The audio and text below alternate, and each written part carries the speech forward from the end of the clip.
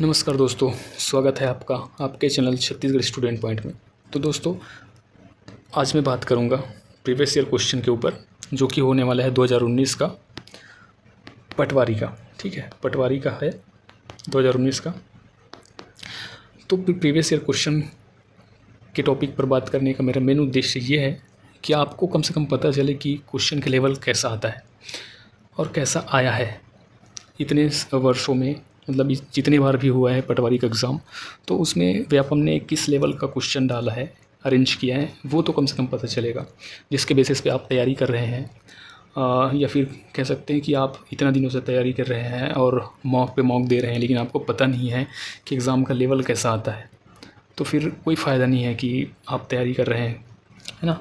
कम से कम ये तो आपको पता होना चाहिए कि अब सिलेबस के अकॉर्डिंग तो हर कोई पढ़ता है, लेकिन यदि एक बार उसको एग्ज़ाम जैसा एक्सपीरियंस मिल जाए तो फिर और बेहतर हो जाता है उसका तैयारी, है ना। तो इसी चीज़ के लिए मैं इसी उद्देश्य से मैं ये प्रीवियस ईयर वाला क्वेश्चन आपके सामने लाने का सोचा हूँ, क्योंकि ये ज़रूरी है कि हर एक सीरियस स्टूडेंट ये चाहता है कि मेरा नंबर और बढ़े, है ना। तो उस स्टूडेंट को ये ज़रूरी है वो मॉक दे, साथ में पढ़ाई भी करे और साथ में एनालिसिस भी करे कि प्रीवियस ईयर क्वेश्चन, मतलब प्रीवियस ईयर में जो पिछले एग्ज़ाम है उस पर क्वेश्चन आया कैसे था, तो वो लेवल चेक करे ताकि उसका नंबर और अच्छे से इंक्रीज़ हो। तो चलिए फिर अब आज देखते हैं फिर एग्ज़ाम में जो क्वेश्चन आया था उसका लेवल कैसा था, और हम उसी पर बात करेंगे। तो चलिए चलते हैं क्वेश्चन की ओर। और आज का क्वेश्चन है, आपका पहला क्वेश्चन है प्रीवियस ईयर का पहला क्वेश्चन, रोबोटिक का ज़्यादा इस्तेमाल किस क्षेत्र में होता है। थोड़ा जूम कर लेता हूँ ताकि आपको देखने में और समझने में आसानी हो।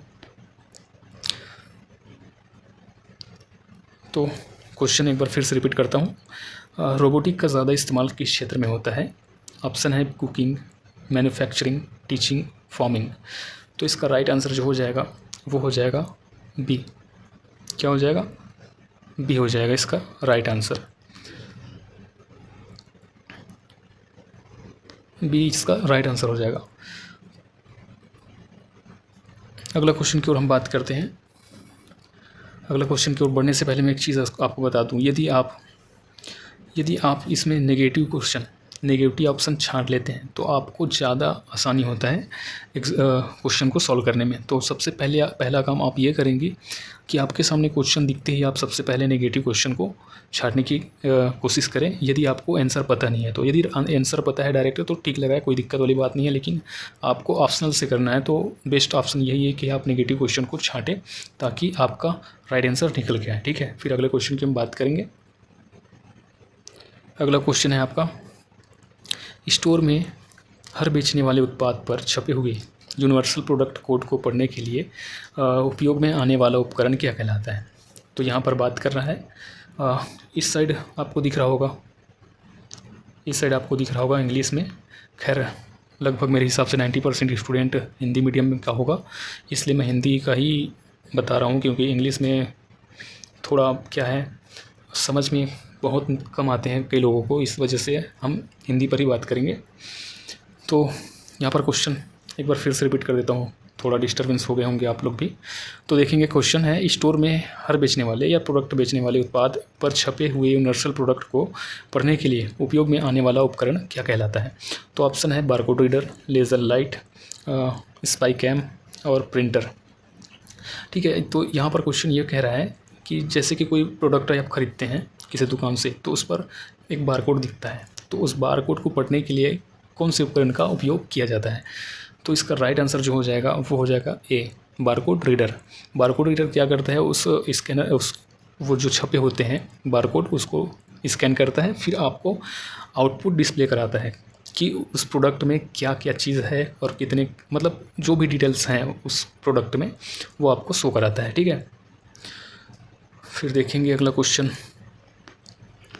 क्वेश्चन है, कंप्यूटर का कौन सा भाग प्रोसेसर को बाकी हार्डवेयर से जोड़ता है। तो ऑप्शन है आपके पास motherboard, CPU, punch card, chip. तो इसका राइट आंसर जो हो जाएगा वो हो जाएगा आपका ए मदरबोर्ड। मदरबोर्ड CPU, यहाँ पर आप लोग कई लोग सोच रहे होंगे कि CPU की नहीं है ऑप्शन। तो CPU देखो, CPU क्या होता है, CPU में सभी कंपोनेंट्स आ जाते हैं, लेकिन यहाँ पर बात कर रहा है कि प्रोसेसर को बाकी हार्डवेयर से जोड़ता है। मतलब कौन सा भाग प्रोसेसर को बाकी हार्डवेयर से जोड़ता है। तो मदरबोर्ड में जो स्लॉट्स होते हैं वो काम करते हैं, या पेरिफेरल डिवाइस के लिए जो लगे होते हैं वो काम करते हैं मदरबोर्ड में, ठीक है। तो ये समझ गए होंगे, ठीक है। फिर अगला क्वेश्चन की ओर हम बढ़ते हैं। अगला क्वेश्चन देखेंगे, कंप्यूटर सिस्टम को नियंत्रित करने वाला प्रोग्राम का क्या नाम है या नाम क्या है, ठीक है। ऑप्शन है हार्डवेयर, कीबोर्ड, सॉफ्टवेयर, माउस। तो इसका राइट आंसर जो हो जाएगा वो हो जाएगा आपका सॉफ्टवेयर, सी ऑप्शन। फिर अगले क्वेश्चन देखेंगे। अगला क्वेश्चन है आपके पास, इंकजेट प्रिंटर एक इमेज को कैसे प्रिंट करता है। तो इंकजेट प्रिंटर जो होता है वो इमेज को कैसे प्रिंट करता है। ऑप्शन है आपके पास, एक कैरेक्टर बनाने के लिए एक समय में एक डॉट से। बी ऑप्शन है कैरेक्टर की स्प्रे प्रिंटिंग से। और सी ऑप्शन है इंक रिबन पर स्ट्राइक करके। और डी ऑप्शन है आपका कागज़ पर स्याही गिराने से। तो इसका राइट आंसर जो हो जाएगा वो हो जाएगा आपका कागज़ पर स्याही गिराने से। तो इंकजेट प्रिंटर में क्या होता है, छोटे छोटे नल टाइप से लगे होते हैं, उसमें क्या होता है, उसमें कलर्स की बूंदें गिरती है जिससे छवि, जिससे इमेज बनता है, ठीक है। नुकीला सुई जैसे होते हैं, तो वो क्या करते हैं, रिबन जैसे इंकजेट में होता है, एक ठक ठक की आवाज़ आती है, वैसा वाला प्रिंटर होता है, वो सी ऑप्शन की बात कर रहा है, ठीक है। तो यहाँ पर हमारा राइट आंसर जो हो जाएगा वो हो जाएगा डी, कागज़ पर स्याही गिराने से। यहाँ पर सी ऑप्शन में आप देख रहे होंगे कि इंक्ड रिबन पर स्ट्राइक करके, ये वाला कहने का मतलब ये है कि आप टाइपराइटर्स देखे होंगे, उसमें लगे होते हैं, जब प्रेस करते हैं तो टप टप की आवाज़ आती है, तो ये वो वाला बात कर रहा है, ठीक है। तो ये हो जाता है टाइपराइटर वाला। और करेक्टर प्रिंटर भी वही टाइपराइटर वाला ही हो जाएगा, और ये भी करेक्टर प्रिंटर, ये भी टाइपराइटर जैसे ही का ही बात कर रहा है, ठीक है। तो अगला क्वेश्चन देखेंगे। अगला क्वेश्चन है आपका पास, डॉट मैट्रिक्स प्रिंटर का दूसरा नाम क्या है। ऑप्शन है impact printer, page printer, spray printer, line printer. तो इसका राइट आंसर जो हो जाएगा वो हो जाएगा ए, इम्पैक्ट प्रिंटर। क्या हो जाएगा, इम्पैक्ट प्रिंटर। अब इम्पैक्ट प्रिंटर होता है, एक नॉन इम्पैक्ट प्रिंटर होता है। इम्पैक्ट प्रिंटर के अंदर क्या कौन कौन से प्रिंटर आते हैं, तो आते हैं भाई, एक होता है लाइन प्रिंटर, और दूसरा होता है डेसिबल, और तीसरा होता है डॉट मैट्रिक्स, जो कि आपको क्वेश्चन में दिखाई दे रहा है, ठीक है। फिर अगले क्वेश्चन की ओर बढ़ेंगे।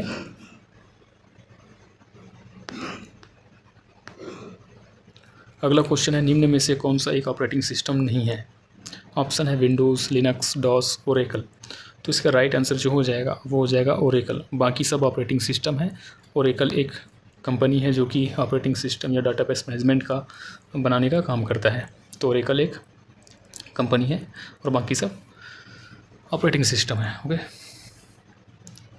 फिर आगे क्वेश्चन की ओर बढ़ते हैं। निम्न में से कौन सा सिंगल यूज़र ऑपरेटिंग सिस्टम है। तो ऑप्शन है MS-DOS, यूनिक्स, जेनिक्स, ए और सी दोनों। तो इसका राइट आंसर जो हो जाएगा वो हो जाएगा MS-DOS। MS-DOS एक ऐसा ऑपरेटिंग सिस्टम है जो सिंगल यूज़र ऑपरेटिंग सिस्टम है, और सिर्फ एक ही है जो है MS-DOS, ठीक है। जो सिंगल यूज़र ऑपरेटिंग सिस्टम है वो सिर्फ एक है, MS-DOS। बाकी सब मल्टीटास्किंग ऑपरेटिंग सिस्टम में आपको देखने को मिलेगा, ठीक है। उसके बाद अगला क्वेश्चन की हम बात करेंगे। MS ऑफिस सॉफ्टवेयर ग्रुप के साथ कौन सा स्प्रेडशीट एप्लीकेशन आता है। ऑप्शन है MS Word, MS Excel, MS PowerPoint, MS Access.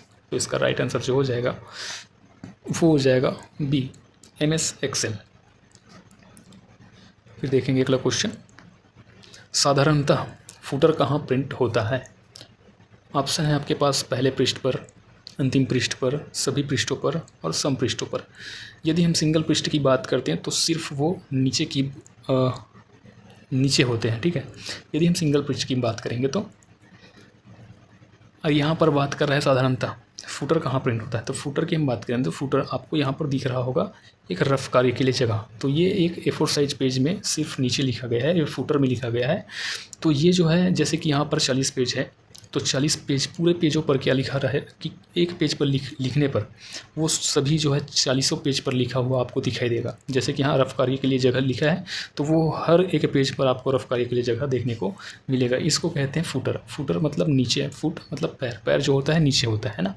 तो उसी की बात कर रहा है। तो यहाँ का जो राइट आंसर हो जाएगा वो हो जाएगा सी, ऑप्शन सी। ऑप्शन सी कैसे? सभी पृष्ठों पर, है ना। उसके बाद अगला क्वेश्चन की ओर बढ़ेंगे। इंटरनेट द्वारा उपयोग किया जाने वाला संचार प्रोटोकॉल है। ऑप्शन है WWW, HTTP, TCP या IP। डी ऑप्शन है आपका पास FTP।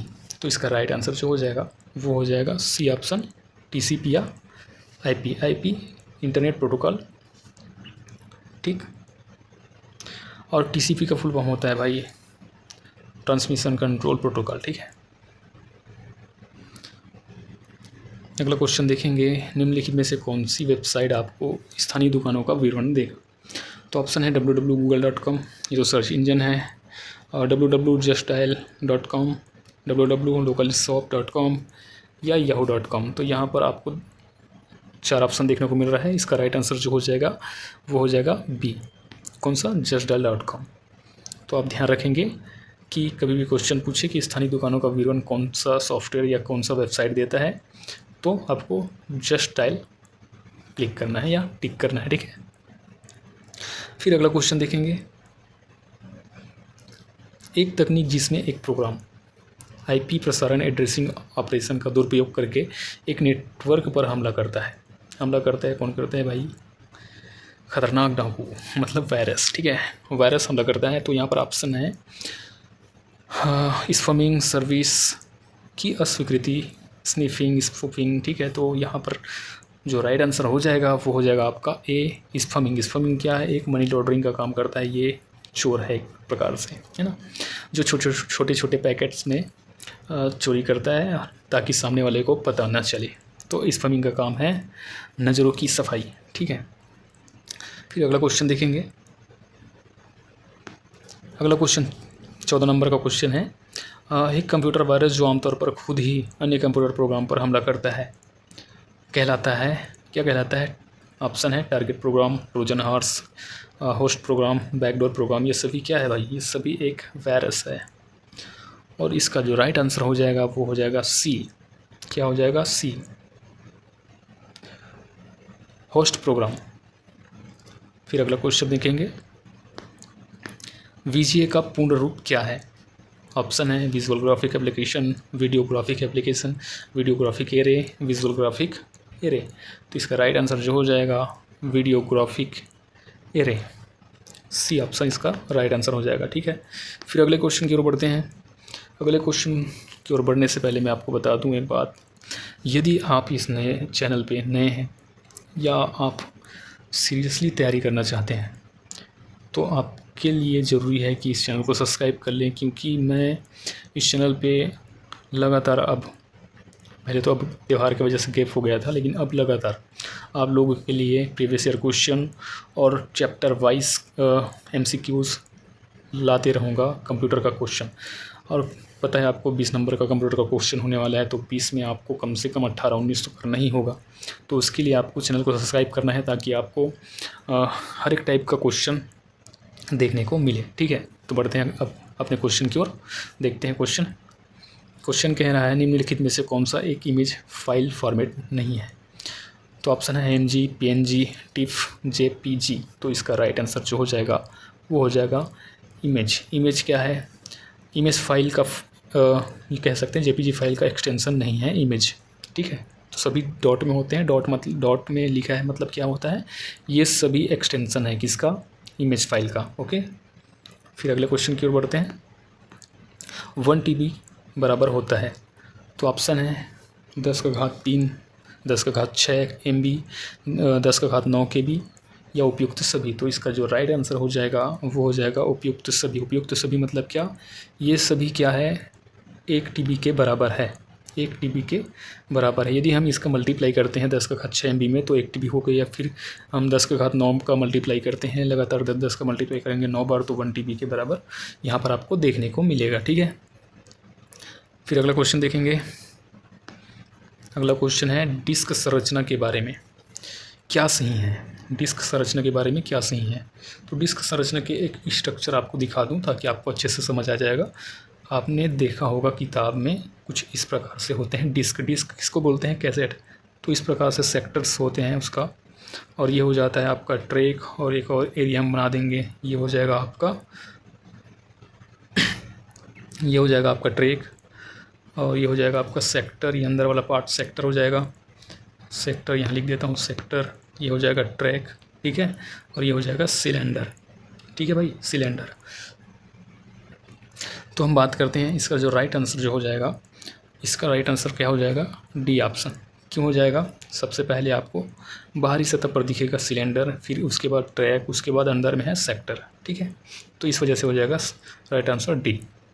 फिर अगले क्वेश्चन देखते हैं 19 नंबर का क्वेश्चन। इसमें आपको टोटल 20 क्वेश्चन देखने को मिलेगा, और 20 क्वेश्चन में आप अपना नंबर कितने कर पाते हैं, कितना अटेम्प्ट आप कर पाते हैं, कितना सही कर पाते हैं, वो ज़रूर एनालाइज करेंगे ताकि आपको पता चले कि आप कितना क्वेश्चन गलत कर रहे हैं और कितना सही कर रहे हैं, ठीक है। ताकि आपको और तैयारी करने में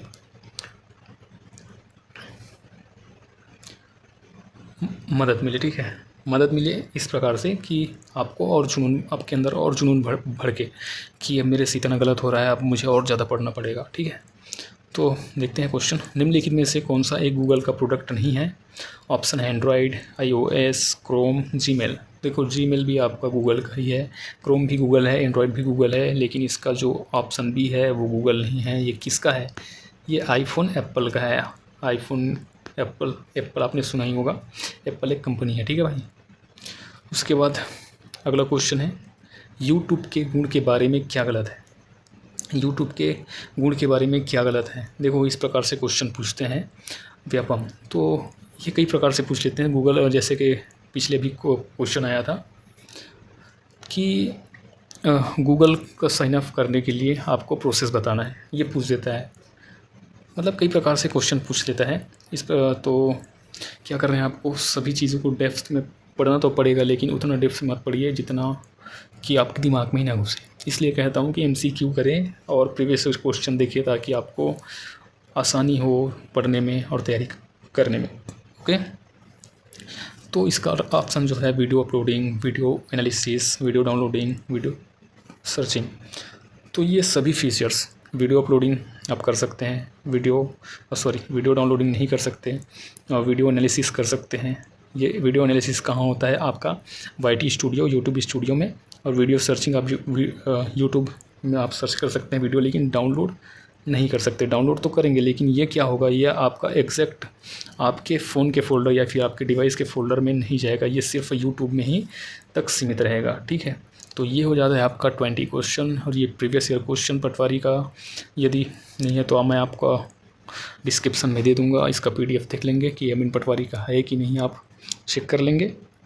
या फिर तो आपको तो बता दिया हूँ, क्वेश्चन पूरा डिटेल्स दे दिया हूँ आपको, और इसी प्रकार से मैं आपके लिए क्वेश्चन लाता रहूँगा और आपको पढ़ाता रहूँगा।